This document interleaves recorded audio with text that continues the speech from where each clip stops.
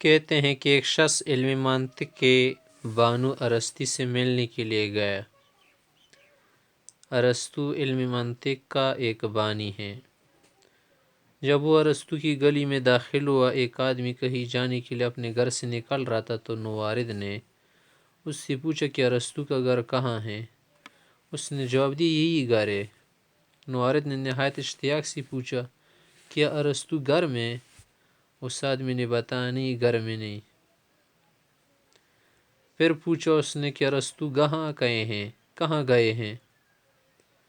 تو جواب دیا کہ ارسطو حکیم کے پاس جانے کے لیے گھر سے نکلے ہیں۔ پھر وہ ملاقاتی کہہ گیا کہ میں آئندہ کو آؤں گا، یعنی ذرا بعد میں آؤں گا۔ شام کو دوبارہ ارسطو سے ملنے کے لیے پہنچ گیا۔ ارسطو اپنے شاگردوں میں گھرا بیٹھا ہوا تھا۔ ملاقاتی کو دیکھ کر حیرت ہوئی کہ یہ تو وہی شخص ہے جس سے وہ صبح ملا تھا۔ تو اس نے تعجب سے کہا تو آپ ارسطو ہے؟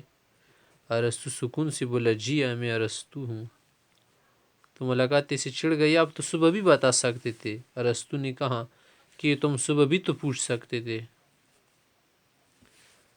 کہتے ہیں کہ امریکہ کی اداکارہ ڈورس ڈے جو تھی نا، یہ جوان تھی تو ایک بیکری میں ملازمت کرتی تھی۔ ایک روز ایک 10 سالہ بچہ اس کی دکان پر آیا اور ایک پیسٹری خرید لی اس نے، اور وہی کھڑے کھڑے اس نے کھایا۔ پیسٹری کھانے کے بعد اسے غالباً دوسری پیسٹری کی طلب ہوئی، لیکن اس کی جیب خالی تھی، پیسہ نہیں تھا۔ کچھ دیر کے لیے وہ سوچتا رہا، پھر اس نے ڈورس ڈو سے کہا آپ مجھ سے شادی کر سکتی ہے؟ تو اس نے کہا ڈورس ڈے نے کہ لیکن ابھی تو تم کم سن ہو۔ اس نے کہا کہ میرا مطلب ہے جب میں بڑا ہو جاؤں گا۔ اس نے کہا کہ یقیناً جب تم بڑے ہو جاؤ گی نا میں تم سے شادی کر لوں گی۔ لڑکا یہ بات سن کے چند لمحوں کے لیے سر جھکائے کھڑا رہا، پھر اس کی نگاہ اٹھی اور ڈورس ڈو دیکھنے لگی۔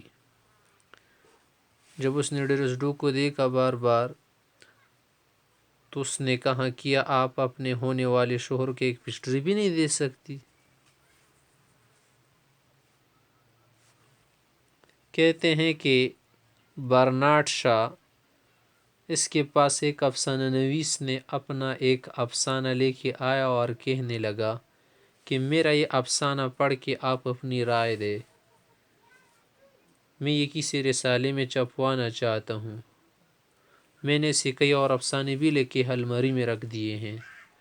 برنارڈ شاہ نے افسانہ جب پڑھ لیا اور مسودہ افسانہ نویس کو لوٹا رہا تھا، اس وقت کہا کہ اسے بھی دوسرے افسانوں کے ساتھ الماری میں رکھ دو۔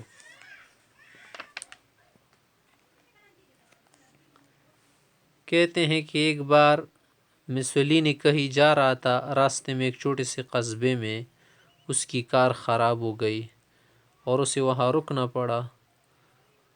اس نے کار وہاں پر چھوڑ دی اور سنیما ہال میں گیا۔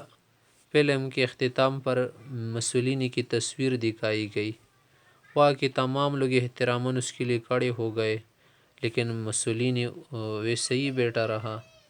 سنیما ہال کا جو مالک تھا نا، بھاگے آیا اور کہنے لگا مسولینی کے کندھے پہ ہاتھ رکھتے ہوئے کہ ہمارے احساسات مسولینی کے بارے میں آپ جیسے ہی ہے، لیکن بہتری اسی میں ہے کہ چاہے منافقت کے ساتھی کیوں نہ ہو، لیکن آپ بھی کھڑے ہو جائے۔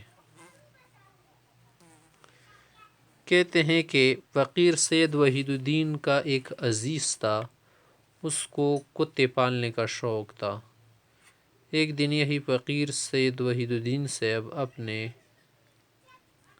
اس عزیز کی کار میں علامہ اقبال صاحب کے ساتھ ملنے کے لیے آیا، اور کار میں اس نے کتے بھی ساتھ رکھے تھے، کتے بھی تھے۔ وہ لوگ جب موٹر سے اتر گئے نا، علامہ اقبال صاحب کے پاس جا بیٹھے اور کتوں کو موٹر ہی میں چھوڑا۔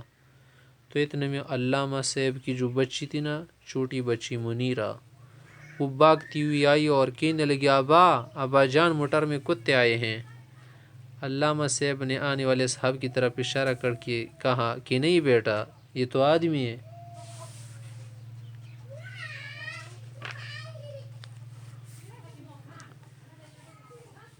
کہتے ہیں کہ جنرل ضیاء الحق صاحب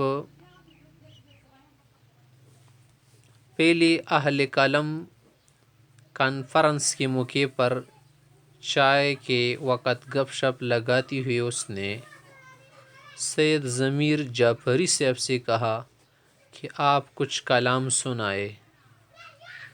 تو کہتے ہیں کہ سید جعفری صاحب نے تمیل ارشاد میں کچھ اشعار سنا دی جو صدر کے ساتھ سب کو پسند آئے۔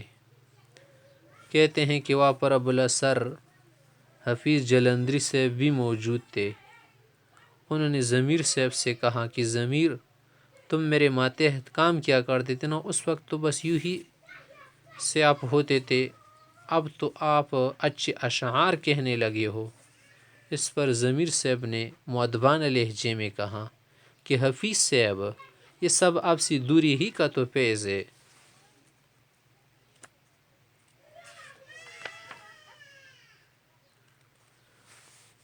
کہتے ہیں کہ تھامس ایڈیسن یہ بھی ان سائنسدانوں میں سے ہے نا کہ ان کی بہت ساری ایجادات ہیں اور آج تک ان سے لوگ فائدہ اٹھا رہے۔ گراموفون وغیرہ، بلب، یہ سب اسی کے آئیڈیے تھے۔ اور کہتے ہیں کہ یہ تھامس صاحب اپنے کام میں اس قدر غرق رہتا تھا نا کہ بہت ساری عام باتیں بھول جاتا تھا۔ ایک بار وہ کسی قطار میں کچھ خریدنے کے لیے کھڑا ہوا، اپنی سوچوں میں بہت دور گیا۔